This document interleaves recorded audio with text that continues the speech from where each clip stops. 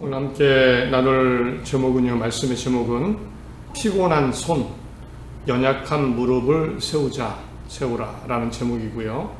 예수 믿고 힘있게 사는 삶이라고 정했습니다. 히브리서 12장 6절로 14절 성경입니다. 오늘 성경이 히브리서인데요, 다른 여러 성경들도 그렇지만 이 히브리서도 정확하게 어떻게 생겨났는지 모르는 것이 참 많습니다. 우선은 누가 썼는지 정확하지가 않습니다. 쓴 사람이 사도였던 바울이라고도 하는데 정확하지 않습니다. 모릅니다.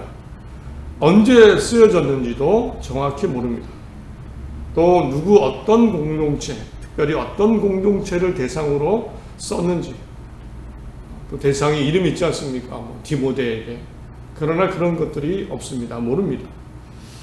그런데 이렇게 모르는 게 많은데 하나 정확한 사실이 하나 있습니다. 곧 히브리서는 처음 교회 어느 시기에 어느 예수님을 잘 믿는 유대인이, 진심으로 믿는 유대인이 같은 유대인 신자에게 쓴 편지입니다. 유대인 어느 신자가 어떤 다른 유대인 신자들에게 쓴 편지가 히브리서입니다. 내용을 보면 알 수 있습니다. 유대인 크리스찬이 유대인 크리스찬에게 쓴 편지가 히브리서입니다. 특별할 것이 없어 보일 수도 있죠. 유대인 믿는 사람이 믿는 사람에게 편지를 쓸 수 있죠. 글을 쓸 수 있습니다. 같은 어느 유대인이, 유대인 신자가 같은 유대인 신자에게 편지를 쓰는 것, 유별나 보이지도 않고 그럴 수 있게 보입니다. 그러나 사실 이 사실만으로도 아주 굉장한 특별한 모습입니다. 왜냐하면 원래 유대인들은요, 예수님을 믿지 않았습니다. 오히려 반대했습니다. 적극적으로. 적대시했습니다. 예수님은 가짜 사입이라고 생각했습니다. 그래서 예수님을 믿는 것 자체가 하나님을 모독한다고 생각했습니다. 그래서 예수님이 살아계실 때 진짜 하나님의 신앙이 좋은 사람은 오히려 예수님을 박해하고, 그리고 심지어 십자가에 달려 죽게 한 겁니다. 저 예수를 반대하고 죽게 하는 게 하나님을 위한 것이다, 이런 생각이 있었습니다. 그래서 예수님도 십자가에 달리셨을 때 이렇게 기도하셨지요. 누가복음 23장에 아버지 저들을 사하여 주옵소서, 자기들이 하는 것을 알지 못함이니이다. 이들은 그때 저 예수를 죽게 하는 게 하나님을 위한 거다라고 생각했습니다. 예수가 가짜라고 생각했기 때문입니다. 그래서 이런 생각을 가졌던 유대인이 180도 바꾸어서 단순히 예수님은 그냥 괜찮아가 아니고 예수님을 믿었다는 사실은 말하자면 기적 같은 일입니다. 하나님께서 믿음을 주지 않으시면, 생각해보면 하나님이 믿음을 주시지 않으면 믿을 수 없는 사람들이 예수님을 믿은 겁니다. 유대인 신자. 실제로 신약성경에 많은 서신서술을 쓴 바울이라는 유대인도요, 예수님을 안 믿었습니다. 적극적으로 반대했습니다. 이게 하나님을 위한 거다. 이런 사람이 어떻게 예수님 믿습니까? 예수 믿는 사람을 감옥에 가두고 죽는 것도 찬성을 했습니다. 그런데 예수님을 만나죠. 환상 중에 예수님을 만나고 하나님의 음성을 들으니까 180도 바뀔 수 있었습니다. 이런 겁니다. 유대인이 예수님을 믿는 것은 그 당시에는 사람의 힘으로는 어려운 일이었습니다. 기적입니다. 예수님의 제자들은 어떻습니까? 가장 가까이에서 예수님의 기적을 본 사람들이 예수님의 제자들입니다. 그런데 그 유대인들조차도, 제자들도 유대인이죠, 예수님이 붙잡히자 다 도망갔습니다. 베드로는 내가 예수님과 함께 죽겠습니다, 예수님 끝까지 따라가겠습니다 했던 베드로조차도 예수님을 모른다고 부인합니다. 이처럼 유대인이 예수님을 믿는 것은 기적 같은 일입니다. 하나님의 도우심이 아니면 안 됩니다. 그 제자들조차, 예수님의 제자들조차 다 도망갔다가 모여 기도할 때 하나님의 성령을 보내주셔서 성령 체험을 통해서 그때서야 예수님 믿었습니다. 진심. 그리고는 그때부터 예수님을 전하기 시작했습니다. 이처럼 유대인이 예수님을 믿는다? 기적 중에 기적입니다. 그런데 오늘 히브리서가 어느 예수님을 진심으로 믿었던 유대인이 다른 유대인 신자에게 쓴 겁니다. 참 신기하고 놀랍죠. 유대인 신자가 다른 유대인 신자에게 편지를 쓴 겁니다. 기적이 기적으로 나타납니다. 그러면 왜 썼을까요? 믿음 좋은 어두운 유대인, 사랑의 편지를 썼을까요? 어떤 위로의 편지를 썼을까요? 어떤 좋은 내용의 편지를 썼을까요? 이 믿음 좋은 유대인, 오늘 히브리서 같은 유대인 신자들에게 편지를 쓴 이유는요, 안타까운 이유입니다. 사실 기적같이 생겨난 그 예수님에 대한 믿음이 흔들리고 있었기 때문입니다. 유대인 성도들 중에서 다시 예수님을 버리고 유대교로 돌아가려는 사람들이 생겨나고 있었습니다. 로마 정권의 박해 때문에, 같은 유대인들의 핍박 때문에, 또 삶이 힘들어서 결국 예수님 믿음조차 약해지고 힘을 잃어갔습니다. 마치 다리에 힘이 빠진 것처럼 주저앉은 상태 같은 그런 믿음의 상태였습니다. 언제라도 쓰러지고 믿음이 사라질지 모릅니다. 그래서 어느 믿음 좋은 이 유대인 신자는 같은 유대인 신자에게 매우 간절하고 어쩌면 준엄한 마음으로 내가 왜 예수님을 믿는지, 우리가 왜 예수님을 붙잡아야 되는지 하나하나 써내려갑니다.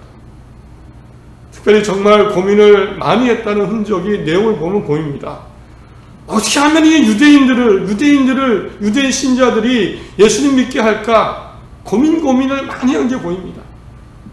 그 이유가요, 히브리서는 신약 성경 중에서 구약 성경을 가장 많이 인용을 했습니다. 사용했습니다. 이유는요, 이 유대인 신자였던 이 사람이 같은 유대인을 설득하고 정말 말씀으로 이해시키기 위해서, 그래서 구약 성경을 파고 연구하고 총동원해서 하나님의 지혜로 그렇게 히브리서를 썼습니다. 유대인이니까 구약 성경 잘 알고 있습니다. 그래서 한 사람이라도 더 모든 사람을 예수님 믿고 거기에 믿음으로 살게 하려고 구약 성경을 가장 많이 인용했습니다. 사용했습니다. 그 심정이 어땠을까 조금은 느껴집니다. 그들을 정말 말씀으로 이해시키고 말씀의 은혜로 예수님 믿게 하려고 그 노력이 보입니다. 오늘 이 어느 히브리 유대인 신자, 내가 왜 우리가 예수님을 믿어야 되는지 이 내용을 중심으로 몇 가지를 생각해 보겠습니다. 히브리서에 강조되는 단어들이 있습니다. 안식처라는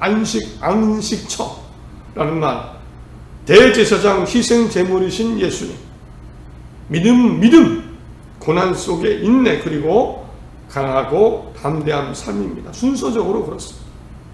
함께 나누면서 내가 왜 예수님 믿는지, 무엇 때문에 예수님을 믿어야 되는지 다시 한번 생각하고 나누며 우리의 그리스도의 믿음, 구원의 믿음, 안식처의 믿음이 더 강해지기를 간절히 바랍니다. 그리고 여러 고난과 때로는 시험이 있지만 정말 영원한 안식을 기억하며, 안식처를 기억하며 당당하게 자신있게 힘있게 살아가는 우리 모두가 되시기를 간절히 바랍니다. 오늘 고난 속에 삶의 힘을 잃고 믿음이 약해져 있는 같은 유대인들에게 이 어느 유대인 신자는 왜 예수님을 떠나지 말아야 되는지 이야기를 하는데, 첫 번째 생각해 볼 것은 이겁니다. 이렇게 얘기합니다. 예수님을 통한 안식처가 있기 때문이다. 영원한 안식처가 있기 때문이다. 3장과 4장에 걸쳐서 중점적으로 얘기합니다. 읽어드립니다. 그러므로 우리는 두려워할지니 그의 안식에 들어갈 약속이 남아있을지라.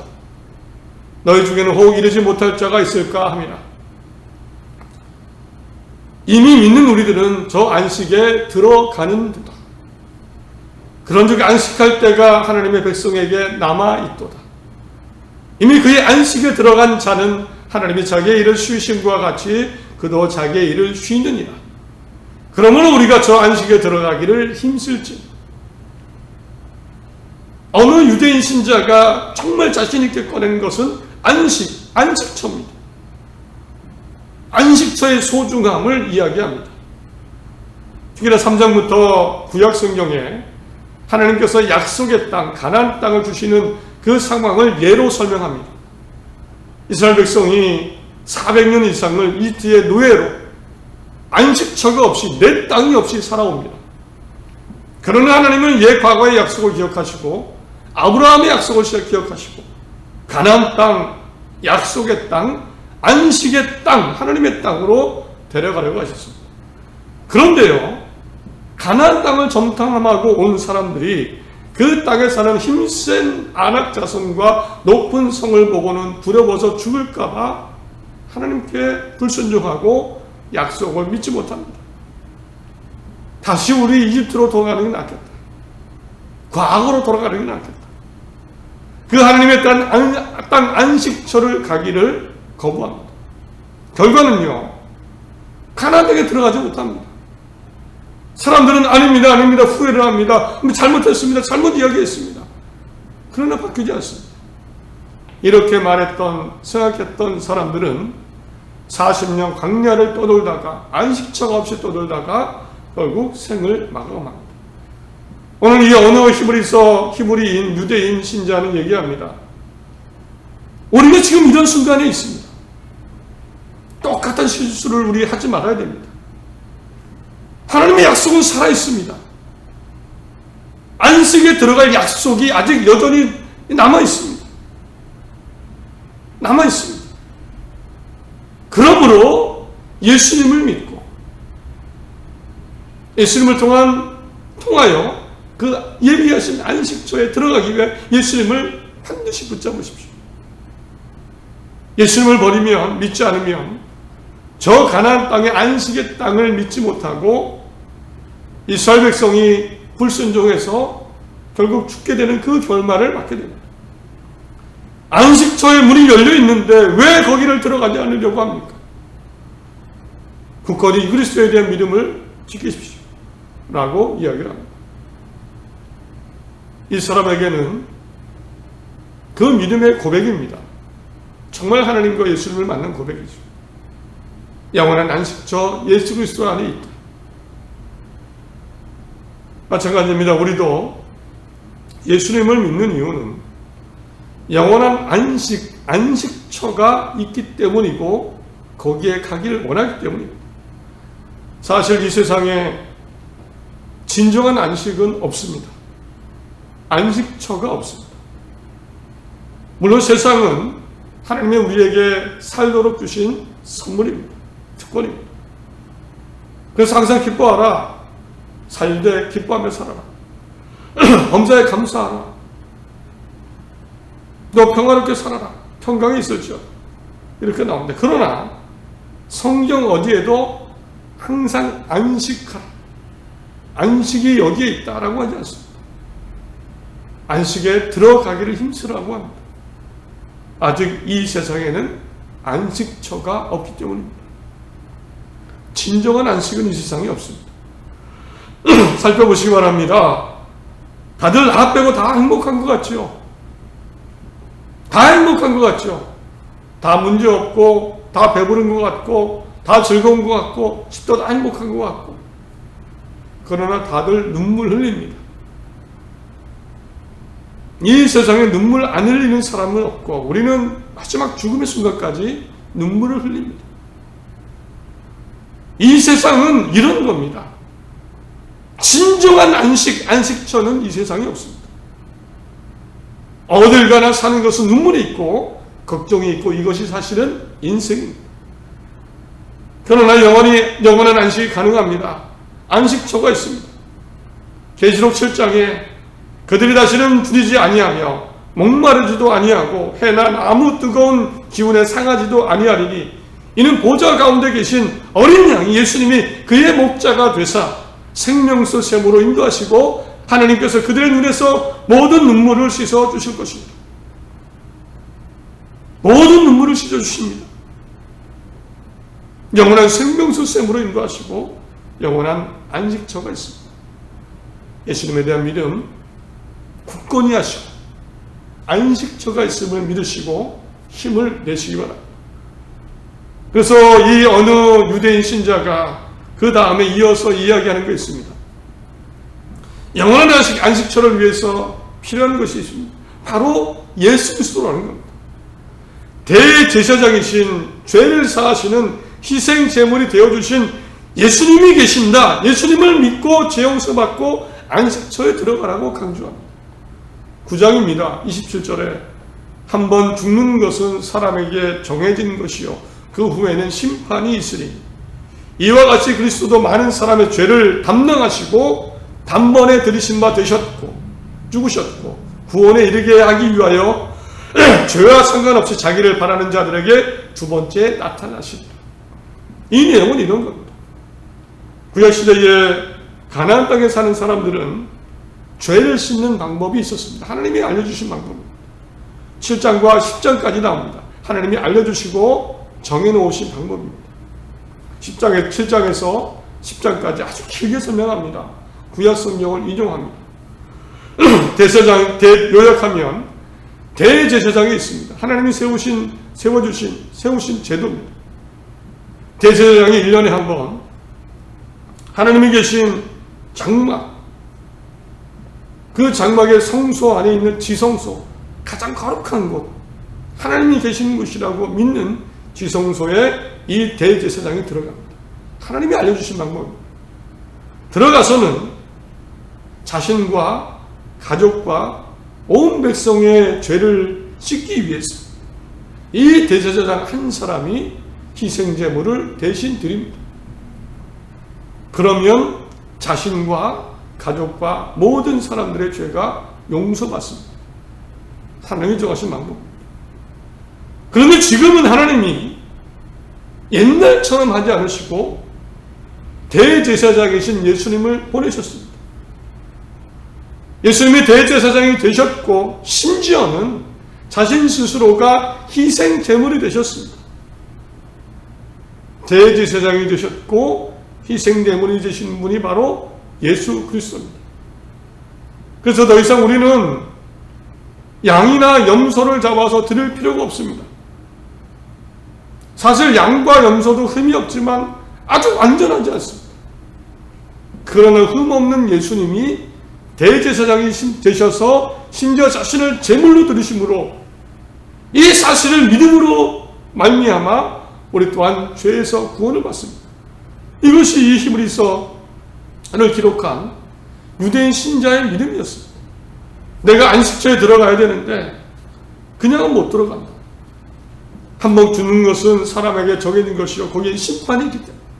그러나 사람의 죄를 담당하시고 단번에 자신을 드려 희생제물이 되신 죄 용서를 이루신 예수님이 계시기 때문에 내가 그를 힘입어 죄 용서받고 영원한 안식처에 들어간다. 그러니 왜 예수님을 떠나려고 하십니까? 라고 묻는 겁니다. 내가 예수를 믿는 이유는 이건데 왜 여러분이 삶이 힘들다고, 당장의 삶이 힘들다고, 박해가 있다고, 문제가 있다고 예수님에 대한 신앙이 약해지고 다시 옛날로 돌아가려 하십니까? 돌아가는 것입니까? 이렇게 강하게 이야기를 하고 있습니다. 우리도 똑같습니다. 우리가 예수님 믿는 이유는 죄 용서 때문입니다. 우리는 깨끗하지 않습니다. 죄를 짓습니다. 그리고 상식적으로 생각을 해봐도 죄는요 벌을 받아야 됩니다. 그게 이치입니다. 죄를 많이 지은 사람이 아무것도 없이 그냥 끝난다. 이 지상으로 봐도 맞지 않습니다. 한 번 죽는 것은 사람에게 정한 것이요 그 후에는 심판이 있습니다. 이것이 정의고 진실입니다.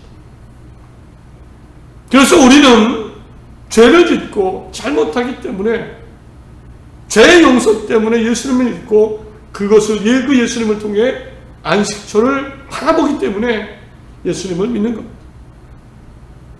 이제 우리가 예수님을 붙잡는 이유, 세상 때문이 아니고 세상의 축복 때문도 아닙니다. 영원한 안식, 죄 용서 때문입니다. 그러므로 세 번째 마지막으로 생각해 볼 것, 이 유대인 신자는 강조합니다. 예수님을 붙잡고 그 믿음 안에서 심지어 고난과 징계를 당하더라도 바르게 살면서 당당하게 다시 믿음으로 일어나십시오. 이렇게 얘기합니다. 믿음으로 일어나십시오. 11장부터 13장까지 내용입니다. 우리를 죄에서 온전케 하신 예수님을 바라보십시오. 믿음의 주여 또 온전케 하시는 이 예수를 바라보자. 우리를 죄에서 온전케 하신 예수님을 바라봅시다. 그리고 고난이 있어도 마치 징계가 있어도 주님 안에서 예수 안에서 피곤한 손과 연약한 무릎을 일으켜 세우십시오. 우리의 안식처가 있는데 왜 힘이 빠져 있습니까? 그러므로 피곤한 손과 연약한 무릎을 일으켜 세우고 나의 발을 위하여 곧은 길을 만들어 저는 다리로 하여금 어그러지지 않고 고침을 받게 하라. 손에 힘이 없습니까? 세상 때문에 무릎이 연약해졌습니까? 주저앉아 있습니까? 다시 일어나십시오. 곧은 길을 만들어가고 고침을 받고 세상도 이왕이면 고치십시오. 세상도 구원하십시오. 다시 당당하게 예수 안에서 영원한 안식처를 바라보며 힘있게 살아가자고 그렇게 이야기를 합니다. 13장 6절에 그러므로 우리가 담대히 말하되 주는 나를 돕는 이시니 내가 무서워하지 아니하겠노라. 사람이 내게 어찌하리요? 박해가 와도 핍박이 와도 사람이 나를 어찌하리요? 나는 안식처에 들어갑니다. 그런즉 우리도 그의 치욕을 짊어지고 영문 밖으로 그에게 나아가자. 주님이 당하신 고난을 우리도 당할 각오를 하고 그 심정으로 당당하게 세상으로 나아갑시다. 우리에게도 이런 믿음이 가능합니다. 영원한 안식처가 있고 그 안식처를 들어갈 수 있는 예수로서의 죄 용서의 믿음이 있고 그래서 우리도 바르게 당당하게 살면서 세상으로 나아갈 수 있습니다. 말씀을 맺습니다. 오늘 어느 유대인 신자가 내가 왜 예수님을 떠나지 않는지, 내가 왜 예수님을 믿는지, 우리가 왜 예수님을 믿는지 히브리서를 통해 얘기합니다. 요약하면 영원한 안식처가 있기 때문에 예수 안에, 그리고 예수 안에 죄 용서가 있기 때문에 안식처에 들어갈 수 있기 때문에 믿음 잃지 말고 낙심하지 말고 이왕이면 이제 피곤한 손, 연약한 무릎을 일으켜 세우고 오히려 세상을 구원하고 사람 앞에 당당히 서는 마음으로 두려워 말고 세상으로 나아가자고 외치고 있습니다. 우리 모두 힘을 내시기 바랍니다. 힘을 내시기 바랍니다. 다들 눈물이 있습니다. 안식처는 세상에 없지만 영원한 안식처가 있습니다. 믿음으로 힘내어서 그런 우리 모두가 되시기를 오히려 세상을 일으켜 세우는 그런 삶을 사는 진정한 강한 예수 안에 그리스도인 영원한 생명이 있는 안식처가 있는 삶을 살아가는 모두가 되시기를 간절히 바랍니다. 하나님이 함께 하시고 인도하실 것을 믿습니다.